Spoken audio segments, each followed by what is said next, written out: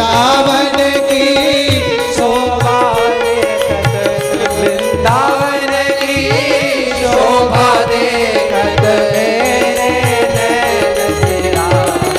वृंदावन वृंदावन ओ वृंदावन वृंदावन वृंदावन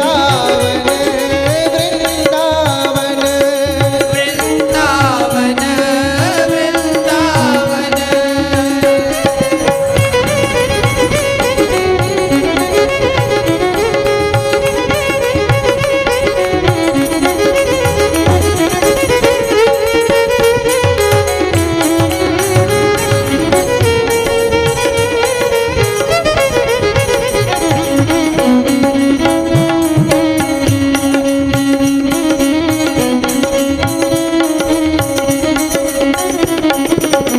कुंजन कुंज कुंज सुख बरसत, कुंजन कुंज कुंज रस बरसत, हर सत सबके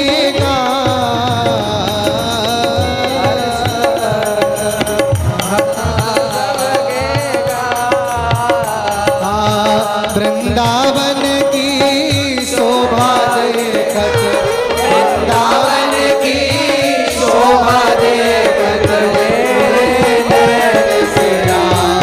वृंदावन वृंदावन ओ वृंदावन वृंदावन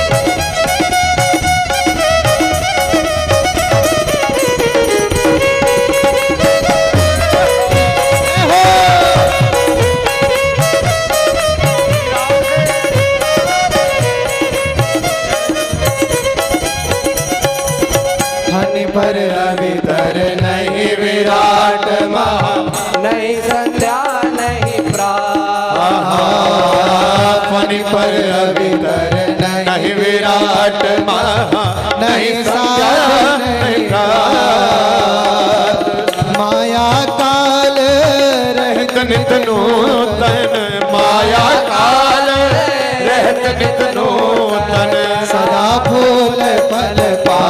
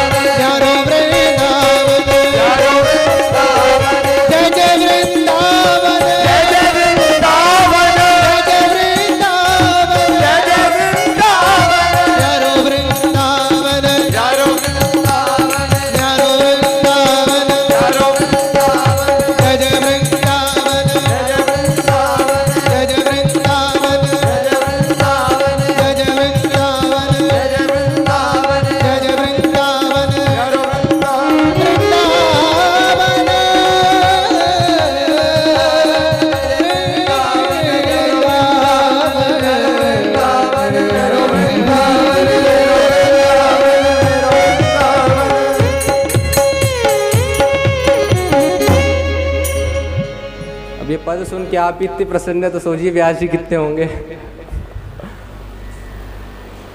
व्यास जी को वृंदावन वास मिला, व्यास जी ने प्रणाम किया इस भूमि को और व्यास जी वापस अपने प्रण में लग गए, अपनी सेवा में लग गए।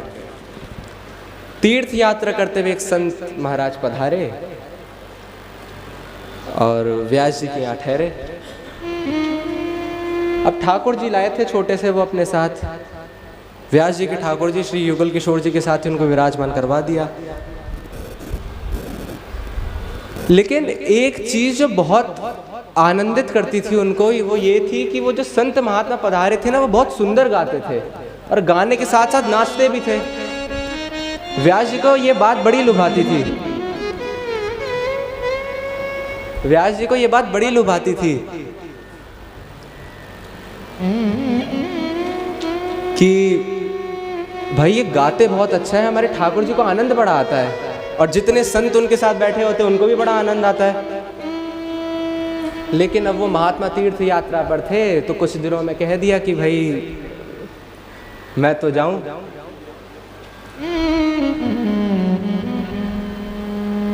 व्यास जी की इच्छा ना करे भेजने की। अब व्यास जी सोचे कि जिस वृंदावन के लिए मैं इतने कष्ट से रहा हूं, कम से कम इनको तो ना जाने दूं।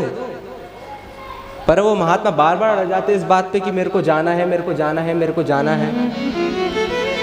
और व्यास जी कुछ ना कुछ यत्न करके रोक देते। आज कहते हैं आज भाई अमावस्या है, आज एकादशी है, कि आज तो उत्सव है, वृंदावन का उत्सव छोड़ के जा रहे हो, आज तो झूलन उत्सव है, आज तो बसंत है, आज तो होली है, आज तो ये है, कर करके कुछ ना कुछ करके साल भर तक यूँ लपेट के रखा व्यास जी ने अपनी बातों। संत बड़े चतुर होते हैं, इस भ्रम में ना रहे कि संत चतुर नहीं होते, वो चतुराई उनकी अलग ढंग की होती है। पर संतों से नहीं, संतों से भगवान हार जाते हैं, हम क्या जीतेंगे। अब वो संत बोले कि भाई अब व्यास जी ने तो हद ही कर दी कि जाने ही नहीं दे रहे, आज कल अमावस्या, पूर्णिमा, एकादशी और कोई उत्सव, ये उत्सव, वृंदावन में तो हर दिन कोई ना कोई उत्सव चल रहा है, ये जाने ही नहीं दे रहे। संतों ने सोचा ऐसा काम चलेगा नहीं, क्या करें। भोर हुई और संत जी आ गए और बोला कि आपके मंदिर में से हमारे ठाकुर जी दे दो। तो एक डिब्बी थी, जिस छोटी सी मतलब इतनी सी डिब्बी थी, स्फुट जिसे कहते हैं, कि जिसमें ठाकुर जी विराजमान थे उनके, कि वो डब्बी आप हमें दे दो। व्यास जी समझ गए ये पक्का मन बना के आए कि आज वृंदावन से जाके रहूंगा, पर अब भेजना नहीं व्यास जी को। व्यास जी ने बोला कि अच्छा स्नान तो करो, ना स्नान भी नहीं, स्नान भी बाहर करूंगा मैं, वृंदावन में स्नान भी नहीं करूंगा, जितना भी नित्य क्रम है सब बाहर होगा मेरा। फिर रोक ले स्नान में कि स्नान कर लो और कलेव कर लो, ये कर लो। व्यास जी ने ठीक है आप रुकिए, मैं लेके आता हूँ ठाकुर जी को। गर्भगृह में गए और क्या किया, वो जो डिब्बी थी जिसमें ठाकुर जी थे, उस डिब्बी में से ठाकुर जी निकाले और एक कुंज में से जाके चिड़िया पकड़ के वहाँ पे रख दी और डिब्बी बंद कर दी। ठाकुर जी को अपने ठाकुर जी के पास विराजमान कर दिया और बोला जय जय ये लीजिए। और उन्होंने लिया, देखा भी नहीं, इतनी जल्दी में थे कि मेरे ठाकुर जी, और अंदर रखा और चल दिए प्रणाम करके। तो ये भतरौड़ है पास में, तो वहाँ गए, जब पहला पड़ाव उन्होंने डाला और बोला चलो यहीं स्नान वगैरह करते हैं, यहीं पे अपना आगे का कार्य करते हैं। स्नान किया और सोचा ठाकुर जी की सेवा भी यहीं कर लेते हैं। तो वो डिब्बी खोली ठाकुर जी की सेवा करने के लिए ना, ऐसे डिब्बी खोली तो ठाकुर जी तो थे नहीं, चिड़िया आई, चिड़िया उड़ गई। अब संत को लगा कि भाई ऐसा लगता है हमारे ठाकुर जी को वृंदावन बहुत ही ज्यादा पसंद आ गया है, चिड़िया बन के उड़ गए। अरे बोल देते हमको कि हमें वृंदावन से नहीं जाना, हम कौन से जाते, चिड़िया बन के उड़ने की क्या आवश्यकता। तो अब भागे भागे आए व्यास जी के पास। व्यास जी को तो पता था आएंगे तो सही वापस, कि संतों के पास अगर ठाकुर ना हो, सेवा ना हो, तो संतों का क्या जीवन, एक ही तो आधार है। व्यास जी ने बोला कि इतनी जल्दी तीर्थ यात्रा होगी जैसे आपकी।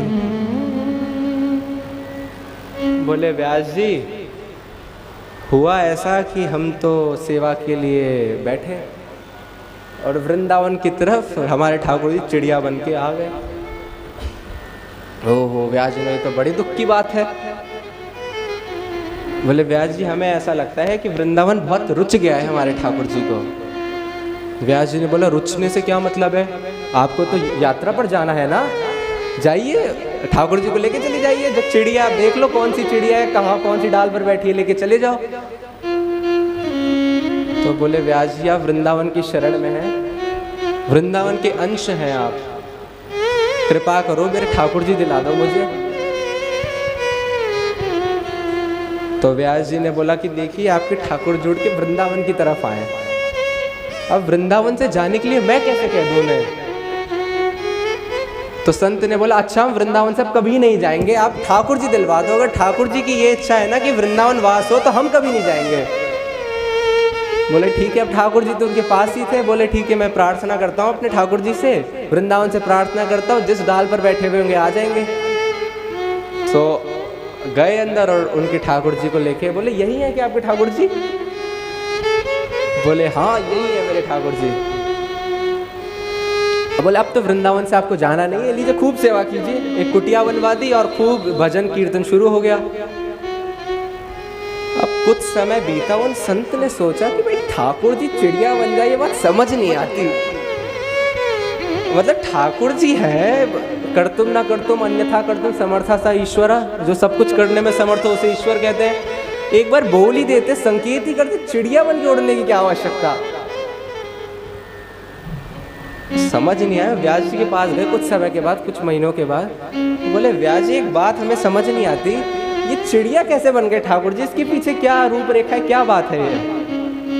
तो व्यास जी ने बोला चिड़िया बने नहीं है, चिड़िया बनाया गया है उनको, भाई चिड़िया थोड़ी है वो।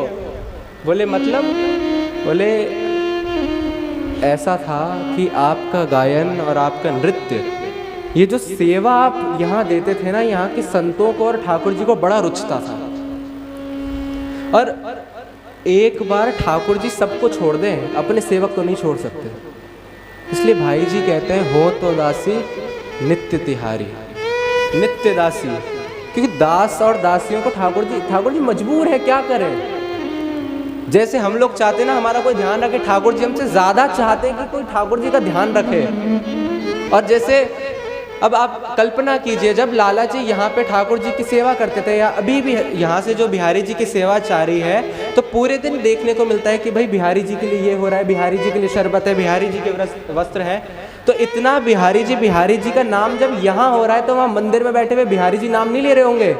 जितना स्मरण यहाँ हो रहा है उतना बिहारी जी को स्मरण नहीं हो रहा होगा कि अब थाल आने वाला है, अब वस्त्र आने वाला है, ये वस्त्र जो है कि अब वस्त्र आएगा, आज मैं ये पहनूंगा, आज मैं वो। उन्हें तो सब पता है ना कि दूसरे दिन क्या पहनना है, आज ये आएगा, आज वो आएगा, अब शरबत आएगा, आज के शरबत में चीनी कम है, कल के शरबत में चीनी ज़्यादा थी। तो बिहारी जी नहीं वो करते होंगे। ठाकुर जी बंध जाते हैं, सेवा ऐसी चीज़ है ना, बांध देती है वो।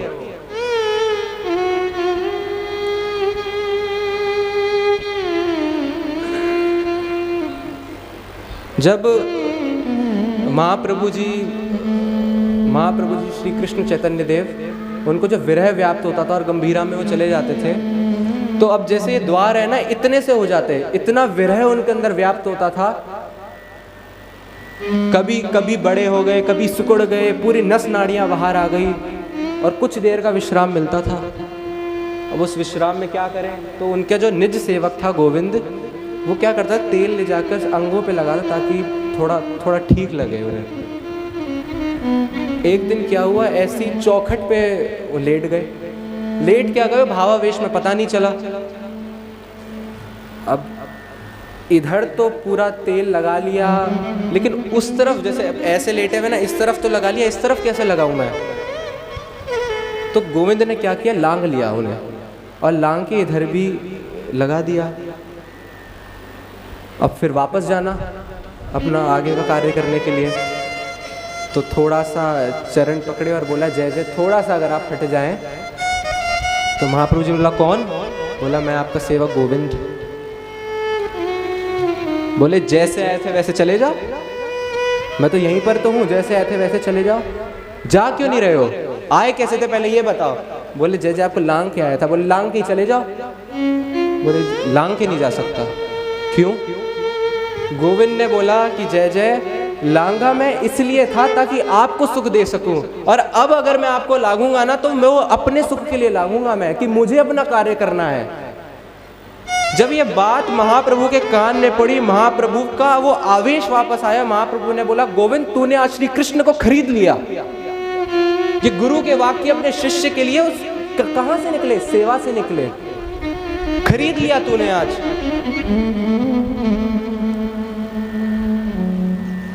तो अब यही बात व्यास जी कह रहे कि आपकी सेवा बड़ी रुचित थी, इसीलिए हमने आपके साथ ये चिड़िया डाली।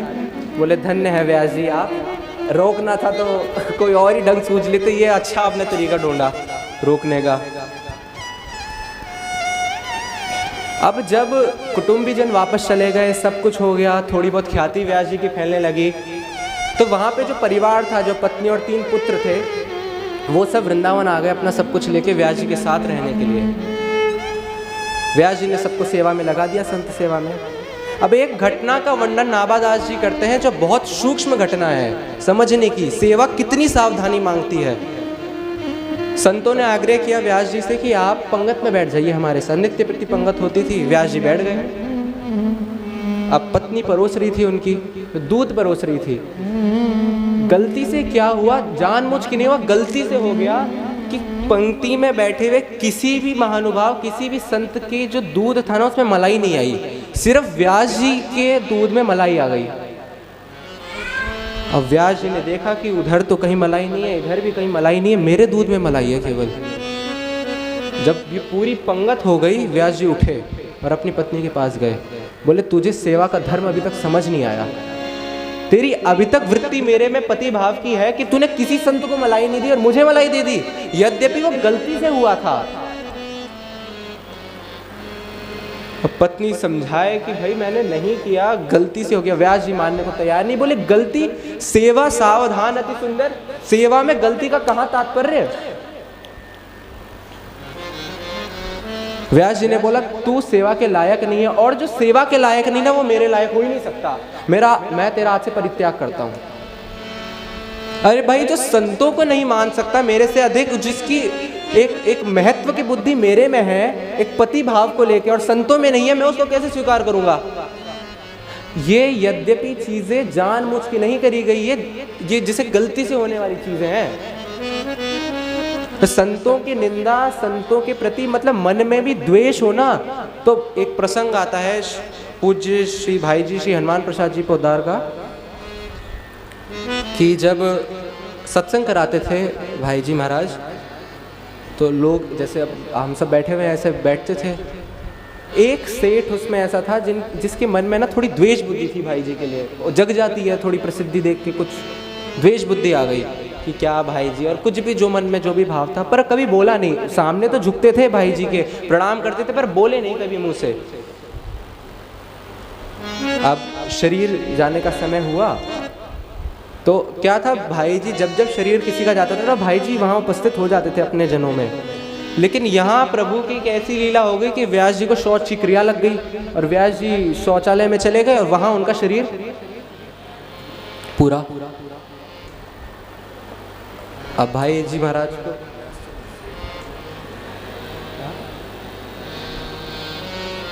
तो श्री भाई जी महाराज को ये बात बाद में पता चली कि भाई उनका शरीर चला गया, वो जो भी बात हो गई। अब क्या हुआ, जब राधा बाबा भजन में बैठते थे और भजन करते थे अपनी कुटिया में बैठ के, तो एक कुतिया उनके द्वार के बाहर आके या कुछ आवाज उनको सुनाई देती नित्य प्रति। बाबा को समझ नहीं आया कि भाई ये रोज रोज कहाँ से आ जाती, एक दिन 2 दिन तो ठीक है, समझ नहीं आया कुछ। तो अब ऐसे महापुरुषों को जानने में कोई ज़्यादा समय थोड़ी लगता है। ध्यान में बैठे तो भगवान ने आके बोला कि बाबा ये वही है सेठ जिसके मन में द्वेष बुद्धि थी, संतों के प्रति, भाई जी के प्रति द्वेष बुद्धि थी, और मन से द्वेष करता था, ईर्ष्या करता था उनसे, इसलिए उसको ये वाली गति मिली है।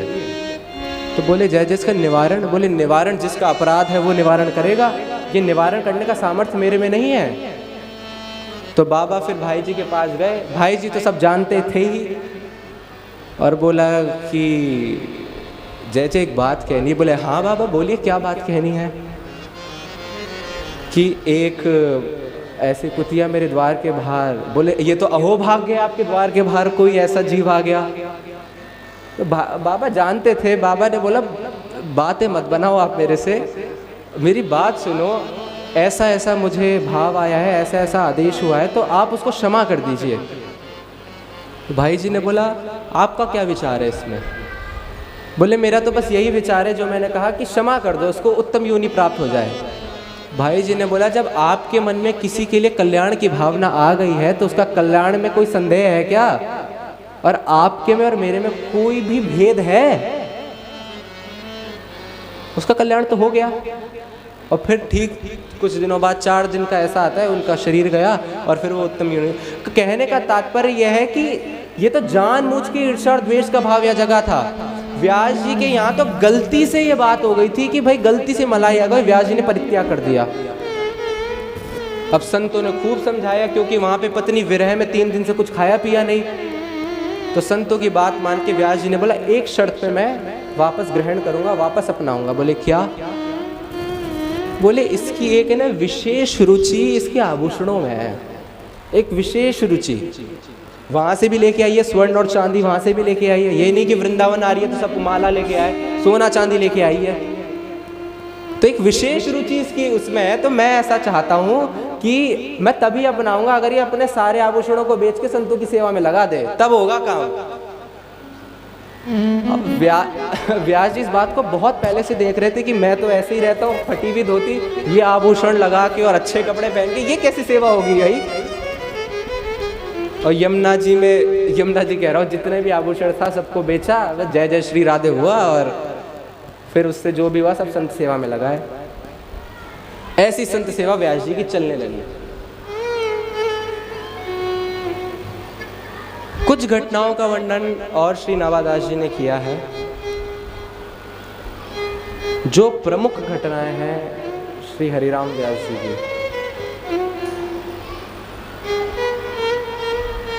अब ख्याति जब चारों तरफ फैलने लगी हरिराम व्यास जी की, तो ओरछा में ही एक ब्राह्मण सिपाही जो सेना का एक भागीदार था, सेना में था, उस तक ये बात पहुंची कि भाई हमारे राजगुरु इतने बड़े संत बन गए, तो मन में अभिलाषा जगी कि भाई दर्शन करके आऊँ मैं। तो वहाँ से चले ओरछा से और दर्शन किया। तो व्यास जी ने प्रार्थना करी कि भाई आप प्रसाद पा लीजिए। अब दर्शन करने तो आ रहा है, लेकिन वो आग्रह बुद्धि नहीं हट रही। उस सिपाही के मन में आया, क्योंकि जात के ब्राह्मण थे, कि भाई व्यास जी ने स्वपच के हाथ की और स्वपच की टोकरी में से पकौड़ी खाई है। मतलब भंगे, हम ब्राह्मण जनेऊधारी, 9 गुण, ब्राह्मणों के 9 गुण, हम ठहरे ब्राह्मण सबसे ऊंची जाति, और इन्होंने उसके हाथों से पकौड़ी खाई है, उसकी डाल, उसकी जो छबड़ी थी उसमें से निकाल के। तो अब व्यास जी को मना भी तो नहीं कर सकते। तो उन्होंने बोला, जैसे हमारे कुछ ऐसे नियम हैं, आप हमें अमनिया प्रसाद दे दीजिए, हम स्वपाक कर लेंगे, खुद बना लेंगे। व्यास जी समझ गए कि भाई बात क्या है, स्वपाक तो सिर्फ एक बहाना है। तो व्यास जी ने सारे जितने भी सब्जी शाक आदि थी सब भेज दिया और पाकशाला का रास्ता दिखा दिया कि यहाँ बना लीजिए। अब क्या था कि जब वो वहाँ से चले थे ना, तो कब, क्योंकि सैनिक थे, तो जो बोतल होती है, घोड़ों के साथ बोतल बांधी जाती थी पानी वानी बीच में पीने के लिए, तो वो चमड़ी की थी। तो व्यास जी ने क्या किया कि जब सारा सामान भेज दिया, तो रोटी में लगाने के लिए घी भेजना है, तो चमड़े का जूता लिया और चमड़े के जूते में घी डाल दिया और घी डाल के भेज दिया। अब ये जब देखा तो बड़ा गुस्सा आया उन्हें कि भाई देखो, ब्राह्मण तो छोड़ा इन्होंने, तो सम्मान देना भी छोड़ दिया, चमड़े के जूते में घी। तो तमतमाते हुए गए व्यास जी के पास और बोले, व्यास जी ये मुझे बात आपकी अच्छी नहीं लगी। बोले क्या हो गया? बोले आपने चमड़े में घी दे दिया, चमड़े के जूते में। तो व्यास जी ने बहुत शांति से समझाया, बोला बैठो। व्यास जी ने कहा, ब्राह्मण देवता, जो आप अपने साथ लाए हो ना, जिसमें जल भरा हुआ है, वो चमड़े का है, और जब आपको उस पर कोई आपत्ति नहीं है, विपत्ति नहीं है, तो इसमें क्यों हो रही है? अरे ये चमड़ा तो ब्रजरस से सिक्त है ना, ये जो जूतियां हैं ये तो रज को स्पर्श करती है। ये कैसे, आप अपनी तुलना कैसे कर रहे हो? जब आपको उसमें कोई आपत्ति नहीं है, तो इन जूतियों में आपत्ति कहां से हो गई, जिसमें वृंदावन की रज लिपटी हुई है, संतों की रज लिपटी हुई है, जो वृंदावन में चलती है। एक बार श्री करपात्री जी महाराज, धर्मध्वज रक्षक श्री करपात्री जी महाराज वृंदावन आए, वृंदावन की परिक्रमा कर रहे थे। अब जब चल रहे थे तो आगे देखा, पहले ऐसे पक्के रास्ते नहीं थे, कच्चे रास्ते थे, तो देखा कि एक कोई ब्रजवासिन जा रही है, नंगे पांव है, और ऊपर डलिया है, डलिये के अंदर रोटियां हैं, रोटियों के ऊपर जूती है। करपात्री जी ने बोला, भाई ये तो अनोखी रीत है भाई वृंदावन में, हर जगह तो देखा है जूते पाँव में पहनिए, मतलब पहनने वाले के नीचे पहना जाते हैं सर के ऊपर और नंगे पाँव धूप में। तो करपात्री जी पास में आए और बड़ी शालीनता से, विद्वान करपात्री जी महाराज, तो बड़ी शालीनता से उन्होंने पूछा कि माता जी एक बात बताइए। बोले पूछिए। कि जूते तो नीचे पहने जाते हैं, आपने रोटियों के ऊपर क्यों जूते रखे हैं? तो मैया ने ऊपर से नीचे देखा, ब्रजवासी काउते डरे का, ब्रजवासी तो ठाकुर ना छोड़े।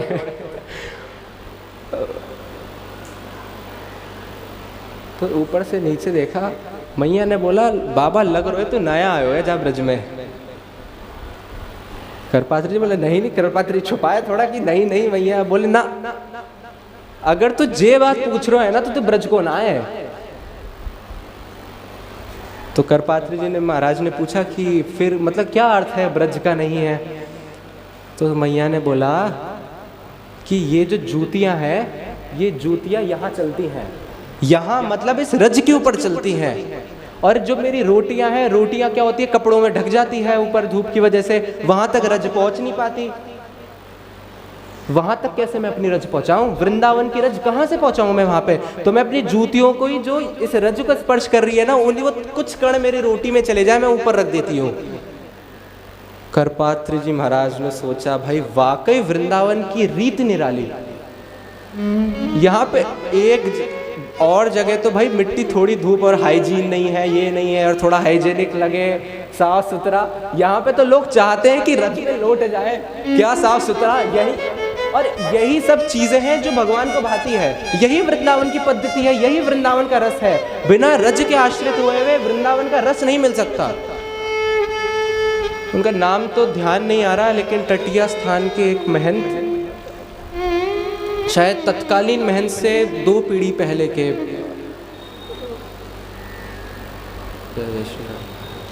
राधा चरण दास जी महाराज, पूज्य श्री राधा चरण दास जी महाराज। तो उनके पास एक सेठ आया, एक मारवाड़ी सेठ। तो मारवाड़ी सेठ आके बोलता है, मतलब पहले से दीक्षित था उनसे, और सेठ आके बोलता है कि आप प्रणाम करने के बाद कि जय जय, ये जो वृंदावन का रस और ये जो आप कहते हो ना रज कृपा करती है, इतना समय हो गया मुझे आए नाम जपते हुए, इतना समय हो गया मुझे दीक्षित हुए, कुछ तो हो नहीं रहा मेरे साथ। वही पैसा मैं कमा रहा हूँ, वही मेरी वृत्तियाँ जा रही है, ना तो भगवान आए ना कुछ आए।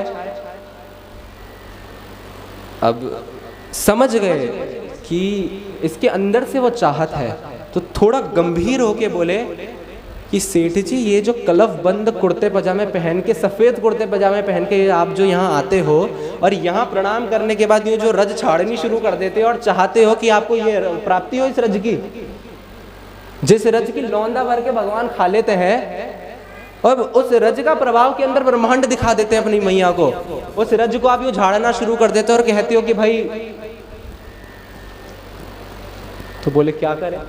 बोले करना क्या है, एक बार ये टटिया स्थान जैसे अंदर और बाहर बहुत सारी रज बिछी हुई है जहाँ पे लता पताएं हैं, जाओ और सारे वस्त्र उतार दो, बस लज्जा ढकने योग्य वस्त्र पहनो और लोटो, और फिर मत झाड़ना और पूर्ण श्रद्धा से लौटना।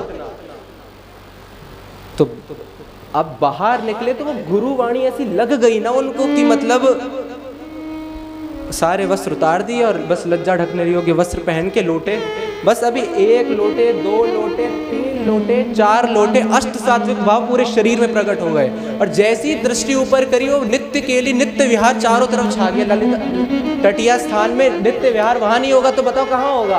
पूरा नित्य विहार छा गया सामने। और वो सेठ जी फिर नहीं गए बाहर।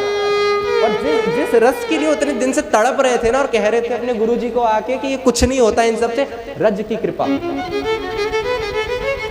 तो व्यास जी यही समझा रहे हैं कि भाई अगर आपको चमड़े से दिक्कत नहीं है तो इस चमड़े से क्यों हो रही है? इसमें तो रज झुकी हुई है, इसमें तो रज ने स्पर्श किया है इसका। समझ गए वो ब्राह्मण सैनिक कि भाई व्यास जी जो बात कह रहे हैं ना, ये हमारी बुद्धि के परे बात है, इसको बस मान लो। जानना मानना तो बहुत दूर की बात है, इसको मान लो। इस बात को जब मान लोगे तो अपने आप जना देंगे। मानना अपना काम है, जनाना भगवान और गुरु का काम है, वो अपने आप जना देंगे वक्त आने पे। मानना अपना काम है, मान लिया। ऐसे व्यास जी पूर्ण रूप से वृंदावन की भक्ति में लग गए। अब रसिक है तो रास के भी प्रेमी होंगे। और ये जो बड़ा रास मंडल है वृंदावन में, यहाँ पे रास चल रहा है और व्यास जी रास भूमि में बैठे हुए। नौगुण तोरी नूपुर गयो। नौगुण का अर्थ होता है जनेऊ। जनेऊ जो यज्ञोपवीत होता है, ब्राह्मण जो धारण करते हैं, उसमें 9 धागे होते हैं। वो ब्राह्मणों के अलग अलग 9 गुणों के प्रमाण होते हैं। 9 गुण परम पुनीत तुम्हारे, ये राम जी ने कहा था परशुराम जी को जब सामने आए थे। तो प्रतीक होते हैं 9 गुण, ब्राह्मणों के 9 गुण के। और एक जिसे है ना, जिसे एक सिंबल माना जाता है।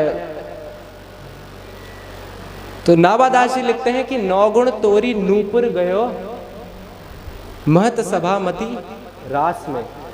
महत सभाओं के बीच में महत जन बैठे हुए और रास के मध्य में हुआ क्या था, रास चल रहा। और रास में श्री जी का स्वरूप जो था, वहां पे हम लोगों को वो स्वरूप दिखता है, उनको तो साक्षात ऐसा भाव जगह अंदर श्री जी के, ऐसा भाव जगह, क्योंकि वो रास हम नहीं देख रहे थे, वो रास देख रहे थे श्री हरिराम व्यास जी, श्री स्वामी हरिदास जी, श्री हतिरवंश महाप्रभु जी। ऐसे महज्जन बैठे हुए थे उस रास में, तो भाव जगह अंदर से। और श्री जी ने घेरा लिया, और ऐसा घेरा लिया कि सबकी आंखें ना जैसे चकाचौंध सी रह जाती है बिजली की कड़कने से, ऐसा घेरा लिया। और घेरा लेते समय क्या हुआ, वो नूपुर टूट गए, जो घुंघरू पहने हुए थे नूपुर टूट गए और बिखरने लगे इधर उधर। अब नूपुर टूट गए तो रास की गति मध्यम पड़ गई, धीरे धीरे धीरे धीरे श्री जी रुकने लगी। सब रसिकों के मन में आया कि अगर श्री जी ने रास रोक दिया तो रास रुक जाएगा। बिना श्री जी की तो रास संभव ही नहीं है। बिना श्री जी की कृपा के वृंदावन धाम संभव नहीं है, और बिना श्री जी के रास संभव नहीं है। जब अर्जुन और भगवान श्री कृष्ण गए श्वेत द्वीप, तो देखा हड्डियों का पहाड़, इतना बड़ा हड्डियों का पहाड़। तो उसके ऊपर एक महात्मा विराजमान। तो अर्जुन ने पूछा जय जय क्या है, बोले पूछते हैं चलो। तो वहाँ पे जो महात्मा बैठे हुए थे उन्होंने बोला कि अहो भाग्य हमारे जो आज साक्षात भगवान हमारे सामने पधारे। तो बोले कि आप ये तपस्या किसके लिए कर रहे हैं, मैं तो आ गया। बोले जय जय, मैं पिछले 60,000 जन्म ले चुका हूँ, और मेरी हर जन्म की तपस्या होती है कि मुझे वृंदावन का वास मिले, पर वो मिल नहीं रहा है। 60,000 जन्म, पर वो मिल नहीं रहा मुझे।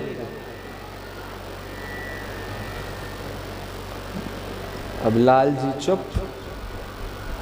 तो अर्जुन देखे भाई चुप क्यों है ये, वृंदावन इनका धाम है। और अब अर्जुन जब जब देखता ना भगवान को, वृंदावन वृंदावन वृंदावन की सखियां और राधा राधा मुंह से, तो अर्जुन ने बोला जब इतना रटते हैं तो दे दो भाई वृंदावन धाम, सामने आए हो तो वरदान दे दो। भगवान ने बोला उन महात्मा को, वृंदावन धाम का वास देने का सामर्थ्य मेरे अंदर नहीं है। हाँ, मैं अगर दे सकता हूं ना तो मात्र 3 दिन का वास दे सकता हूं। इससे अधिक अगर धाम का वास चाहिए ना तो श्री जी के चरणों में, श्री जी के चरणों का सुमिरण करके, जब श्री जी के चरणों का सुमिरण होगा ना, जब श्री जी अपना वरद हस्त फैलाएंगी तब जाके वृंदावन वास मिलेगा। क्योंकि निज घर है, यहाँ पे मेरी नहीं चलती, पूरा ब्रह्मांड मेरा है। पर ये जगह ये ना तो ये ब्रह्मा द्वारा बनाई गई है, ना ये शिव द्वारा चलाई ना ये विष्णु द्वारा चलाई जाती है, ना शिव द्वारा विनाश है। ये श्री जी ही बनाती है, श्री जी ही चलाती है, और विनाश का तो कोई मतलब ही नहीं। तो श्री जी के बिना रास नहीं। हरिराम व्यास जी के आया दिमाग में कि भाई अगर रास रुक गया तो पूरा रस में भंग। तो व्यास जी ने क्या किया, धागा कहाँ से लाए, तो अपनी जनेऊ तोड़ी यहाँ से, और जनेऊ तोड़ के एक के नूपुर संभाल के उसमें गूथा, और बड़ी सावधानी से उन्हें चरणों में बांध दिया श्री जी के, कि रास ना रुके। और रास प्रारंभ वापस। रसिकों की सोच देखिए, सब लोग बैठे हुए अचंभित की जनेऊ तोड़ना, धर्म भी तो कोई चीज होती है। पत प्रेम गली अति सांकरी, जामे दो ना समाए। तो व्यास जी ने जब रास पूरा हो गया तो व्यास जी बड़े प्रफुल्लित। पूछा लोगों ने तो व्यास जी ने बोला कि वास्तव में जनेऊ तो आज ही सार्थक हुई है मेरी। ये आज तक तो बोझा ढोरा था मैं अपने कंधे पे 9 धागों का। वास्तव में सार्थक तो ये अब हुआ है जब ये श्री जी की सेवा में लगा है। अर्पण हो अवशेष अव जीवन के सब काज श्वास। अब जब ये श्री जी की सेवा में लगा है ना, तब ये सार्थक हुआ। अभी तक तो मैं बोझा ढोरा था इसका। सब ने जय जयकार लगाई और बोला कि व्यास जी की जो भक्ति है इसका पार पाना। ऐसे व्यास जी ने वृंदावन में रह के वृंदावन की सेवा करी, वृंदावन के संतों की सेवा करी, यहाँ के पशु पक्षियों की सेवा करी, यहाँ की लताओं की सेवा करी। 3 पुत्र व्यास जी के, और सबसे बड़े पुत्र को उन्हें सारी संपत्ति सौंपी, द्वितीय पुत्र को युगल किशोर जी की सेवा सौंपी, और जो तीसरे पुत्र थे श्री किशोर दास जी महाराज, जो सबसे छोटे पुत्र थे, उनको स्वामी हरिदास जी को सौंप दिया। बोले पहला पुत्र व्यवहार और ये सब निभाए, दूसरा पुत्र सेवा करे, तीसरा पुत्र स्वामी हरिदास जी को सौंप दिया। कंठी और तिलक मिला उन्हें। और अब फिर अगर स्वामी जी के हाथ में आ गए उसके बाद फिर कहने का कोई तात्पर्य रह नहीं जाता। एक दिन यमुना के किनारे गए कुछ सेवा के लिए किशोरदास जी, और वहाँ पे केली देख के उनके वहीं स्तब्ध हो गए और कुछ पद गुनगुनाने लगे। अब अंदर तार तो सबके जुड़े हुए, तो व्यास होता ये था कि यहाँ इस कुंज में बैठे हितरिवंश महाप्रभु, इस कुंज में बैठे स्वामी जी, इस कुंज में बैठे व्यास जी, इस कुंज में और रसिकजन, सबके सामने जब तार जुड़ता तो एक ही लीला सबके साथ चलती। सब क्योंकि सहचरी, एक सहचरी नहीं तो फिर सब आपस में सब सखी सहेली सहचरी साथ में ही तो जाएंगी। तो वहाँ पे जब पद का गायन होने लगा तो हरिराम व्यास जी यहाँ जब मानसी में बैठे तो समझ नहीं आया कि भाई ये नवीन पद और ये नवीन सखी और छाप आया किशोरदास। तो स्वामी हरिदास जी से पूछा कि जय जय ये कौन है? रसिकों में आप श्रेष्ठ हैं, शिरोमणि हैं, सखियों में आप श्रेष्ठ हैं, ललिता सखी का आप अवतार है, साक्षात ललिता सखी हैं। तो आप जरा बताइए कौन सी नई सखी का आगमन हुआ है अंदर? तो स्वामी जी ने मुस्कुरा के बोला ये तुम्हारे किशोर है जो यहाँ आया है आज, इसका आज प्रवेश हो गया। श्री वृंदावन धाम की जय। आपस में सब रसिक जन वार्ता करते। झूले का उत्सव आया वृंदावन में, नए नए उत्सव, झूलों का उत्सव आया। और श्री भट्ट जी, श्री गोपाल भट्ट जी जिनके ठाकुर हैं श्री राधा रमन लाल, उनके वहां सब इकट्ठे हुए सारे रसिक संत। अब सामने ठाकुर जी विराजमान हैं और इधर पदगान चल रहा है, स्वामी जी बैठे हुए हैं, महाप्रभु जी बैठे हुए हैं, व्यास जी बैठे हुए हैं, इत्यादि अन्य रसिक संत बैठे हुए हैं। सबने पद कुछ गाया। तो भट्ट जी के मुख से निकला, भट्ट जी के मन में आया कि व्यास जी ने कुछ नहीं गाया।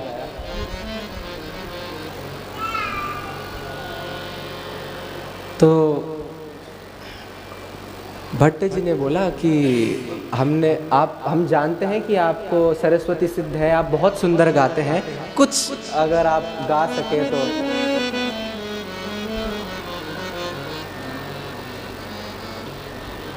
व्यास जी ने बोला गाना है।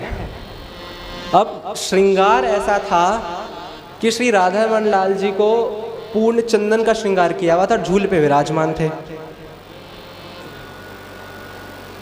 और व्यास जी बैठे और व्यास जी ने 2 पंक्ति गुनगुना दी। व्यास जी ने बोला ओह मेरे गंडकी नंदन, मानो बटा करी में बोरे, अंग लगाए चंदन।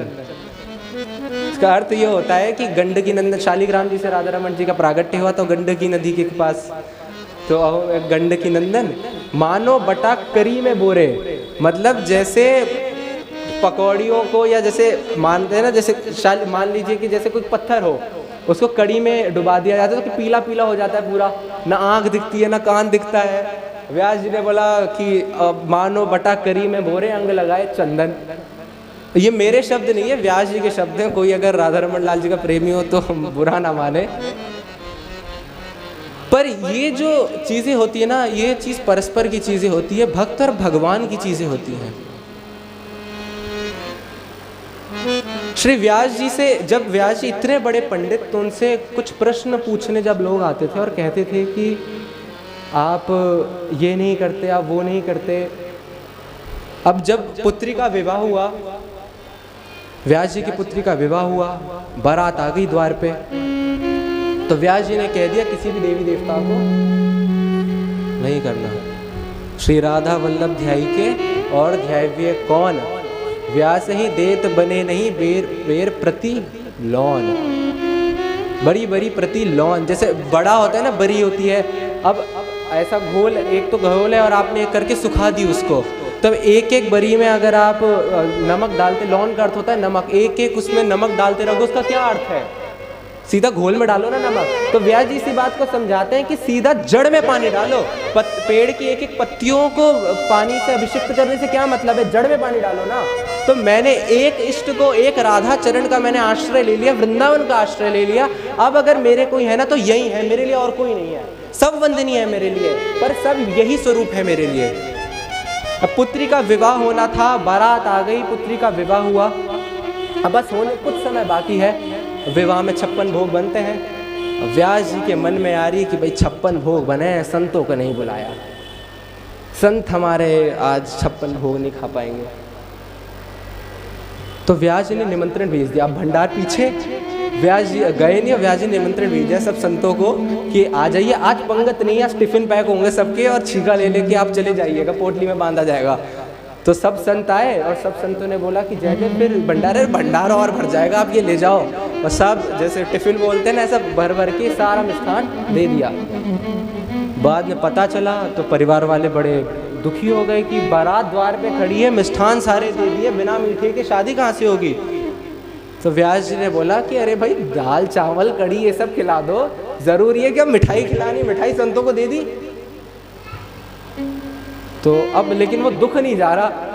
तो व्यास जी ने बोला देखिए, संतों के मुख में गया है, अनंत होकर ही लौटेगा, क्योंकि संतों के मुख से भगवान पाते हैं। जैसे हरि अनंत, हरि कथा अनंत है ना, तो ऐसे भक्तों की भी कथा अनंत है।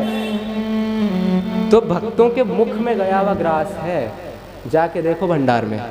अब जब भंडार में गए तो सारा का सारा मिष्ठान वहीं पे। पुत्री प्रणाम करने आई। अब जो व्यास जी ने उन संत को ही नहीं जाने दिया, वो अपनी पुत्री को कैसे जाने देते? विवाह हो गया, विवाह तक कुछ नहीं बोले व्यास जी। आने के बाद व्यास जी ने बोला कि तू वृंदावन छोड़ के जा रही है, छोड़ देगी इस वृंदावन को, जिस वृंदावन ने तुझे इतना संभाला है, छोड़ देगी उसे। कुछ संत ऐसा भी कहते हैं कि व्यास जी के मुख से ऐसे वाक्य निकले कि अगर तू मेरी पुत्री होगी ना, होती, तो इस वृंदावन को कभी परित्याग नहीं करती। पुत्री ने कहा कि अगर आपकी ऐसी इच्छा है तो इस वृंदावन को मैं नहीं छोड़ूंगी, और फिर उन्होंने वही निवास किया। ऐसे व्यास जी के चरणों में हम शत शत प्रणाम करते हैं और एक विनती बस इनसे करते हैं कि जैसी संत निष्ठा और जैसी वृंदावन की प्रति निष्ठा इनकी थी ना, कुछ अंश हमें भी मिल जाए। हम भी इन्हीं के पुत्र हैं, हम भी इन्हीं के वंशज हैं, हम भी इन्हीं की हैं। और इनके चरणों में प्रणाम करके आज की कथा को यहीं विराम। व्यास जी का चरित्र यहाँ समाप्ति की ओर है। कुछ क्षण नाम लेके और व्यास जी की एक अभिलाषा जो व्यास जी ने कही है जाते जाते, उसको कुछ गुनगुनाए, सब साथ में गाएंगे। श्यामा प्यारी कुंज बिहारी, श्यामा प्यारी कुंज बिहारी, जय जय कुंज बिहारी, श्यामा